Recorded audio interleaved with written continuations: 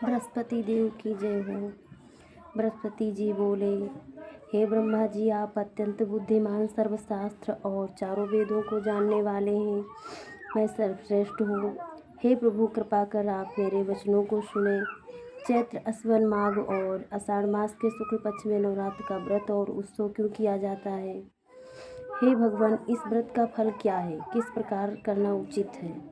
पहले इस व्रत को किसने किया था, सो विस्तार से कहो। बृहस्पति जी के ऐसे प्रश्न सुनकर ब्रह्मा जी कहने लगे कि हे बृहस्पति, प्राणियों का हित करने की इच्छा से तुमने बहुत ही अच्छा प्रश्न किया है।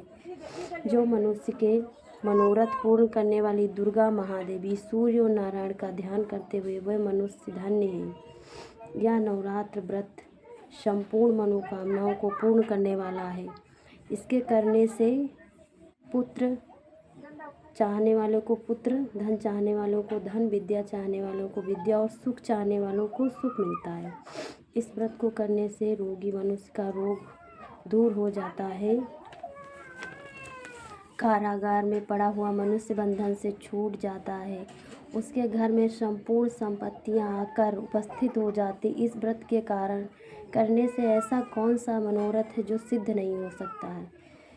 जो मनुष्य इसे आलम्ब मनुष्य देह को पाकर भी नवरात्र का व्रत नहीं करता है, वह माता पिता की सेवा से विमुख होकर पाप का भागी होता है। वह अनेक दुखों को भोगता है और सुहागिन स्त्री भूल कर भी व्रत को नहीं करती है। वह पति से विहीन होकर नाना प्रकार के दुखों को भोगती। यदि व्रत करने वाला फल मनुष्य सारे दिन उपवास ना कर सके तो एक समय भोजन करे और उस दिन बंधुओं सहित नवरात्र व्रत की कथा का श्रवण करे। हे बृहस्पति, जिसने पहले इस महाव्रत को किया था उसका पवित्र इतिहास मैं तुम्हें सुनाता हूँ। तुम सावधान होकर सुनो। ब्रह्मा जी बोले, पीठक नाम के मनोहर नगर में एक अनाथ नाम का ब्राह्मण रहता था। वह भगवती दुर्गा का भक्त था। उसके संपूर्ण सद्गुणों से युक्त सुमति नाम की एक अत्यंत सुंदर कन्या पैदा हुई थी। वह कन्या सुमति अपने घर में बालकपन में अपनी सहेलियों के साथ क्रीड़ा करती हुई इस प्रकार बढ़ने लगी, जैसे शुक्ल पक्ष में चंद्रमा की कला बढ़ती है। उसका पिता प्रतिदिन दुर्गा जी की पूजा और होम किया जाता है। उस समय वह नियम से भी उपस्थित होती थी। एक दिन वह सुमति अपनी सखियों के साथ खेलने में लग गई और भगवती के पूजन में उपस्थित नहीं हुई। उसके पिता को पुत्री की ऐसी असावधानी देखकर क्रोध आया और पुत्री से कहने लगे, हे पुत्री, आज प्रभात के तुमने भगवती का पूजन नहीं किया है। इस कारण मैं किसी कुष्ठी और दरिद्र मनुष्य के साथ तेरा विवाह करूंगा। इस प्रकार कुपित पिता के वचन सुनकर सुमति को बड़ा दुख हुआ और अपने पिता से कहने लगी, हे पिताश्री, मैं आपकी कन्या हूँ। मैं सब तरह से आपके अधीन हूँ। जैसी आपकी इच्छा हो वैसा ही करूँ। राजा, रोगी, कुष्ठी अथवा किसी के साथ जैसी तुम्हारी इच्छा हो मेरा विवाह कर सकते हो। होगा वही जो मेरे भाग्य में लिखा होगा। मनुष्य ना जाने कितने मनोरथों का चिंतन करता है, पर होता वही जो भाग्य में होता है। विधाता ने लिखा है, जो जैसा करता उसका फल भी उस कर्म के अनुसार मिलता है। क्योंकि कर्म करना मनुष्य के अधीन, पर फल देव के अधीन। जैसे अग्नि में पड़े हुए तृणादि उसको अधिक प्रदीप्त करते हैं,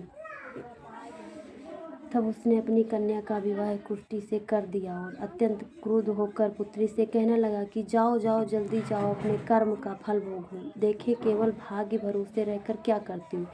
इस प्रकार से कहे हुए पिता के कटु वचनों को सुनकर सुमति अपने मन में विचार करती हुई अपने पति के साथ वन को चली गई और भायावने कुशायुक्त उस स्थान पर उन्होंने वह रात बड़े कष्ट से व्यतीत की। उस कन्या की ऐसी दशा देखकर भगवती पूर्व पुण्य के प्रभाव से प्रकट होकर सुमति से कहने लगी, हे दीन ब्राह्मणी, मैं तुम पर प्रसन्न हूँ। तुम जो चाहो वरदान मांग सकती हो। इस प्रकार भगवती दुर्गा का वचन सुनकर ब्राह्मणी कहने लगी कि आप कौन हैं जो मुझ पर प्रसन्न हुई हैं। ये सब मुझसे कहो और अपनी कृपा दृष्टि से मुझे दीन दासी से कृतार्थ करो।